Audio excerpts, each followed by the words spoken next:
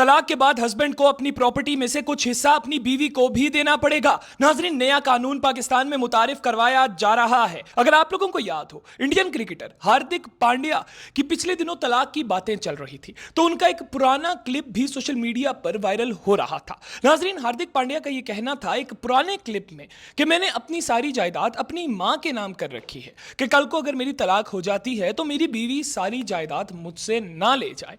नाजरीन, उसके बाद हमने देखा कि हार्दिक पांड्या की तलाक भी हो गई।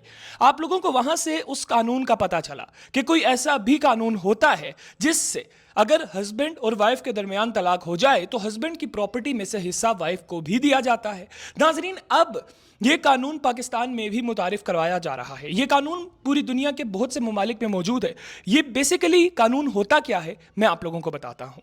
नाजरीन, ऐसा नहीं है कि एक लड़का है, उसके बाप दादा की जायदाद उसके पास है, या वो बचपन से मेहनत कर रहा है और उसने घर बनाया है, कारोबार बनाया है और उसके बाद उसने शादी की है, तो बीवी को तलाक देता है तो बीवी सब कुछ लेकर जाएगी। ऐसा नहीं होगा। मतलब 20 साल का लड़का है, उसने शादी की, 25 साल तक वो अमीर बंदा बन गया।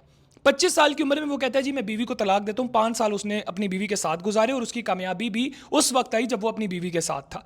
तो तब अगर वो जब बीवी को छोड़ेगा तो जो प्रॉपर्टी उसने उस 5 साल में कमाई है जब वो बीवी के साथ था, उस प्रॉपर्टी में से हिस्सा उसको अपनी बीवी को भी देना पड़ेगा। और नाजरीन, जब वो शख्स तलाक दे देगा तो ऐसा नहीं है कि वो जाकर फौरी तौर पर अपनी सारी जायदाद अपनी मां के नाम लगवा दे। नहीं, जब वो तलाक दे देगा तो उसकी सारी जायदाद को सीज कर दिया जाएगा, पाबंदी लगा दी जाएगी कि आप अपनी जायदाद ट्रांसफर नहीं कर सकते, यानी कि किसी को नहीं दे सकते जब तक अदालत फैसला नहीं सुनाती। फिर अदालत अपने हिसाब से जायदाद का बंटवारा करेगी, जो जायदाद उसने शादी के दौरानिए में कमाई होगी।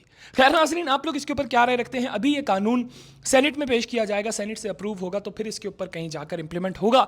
और फिलहाल ये कानून इस्लामाबाद में लाने की बातें की जा रही हैं। आप लोग इसके ऊपर क्या राय रखते हैं? ज़रूर कमेंट सेक्शन में बताइएगा। इसके साथ ही मुझे दीजिए इजाज़त। अल्लाह हाफ़िज़।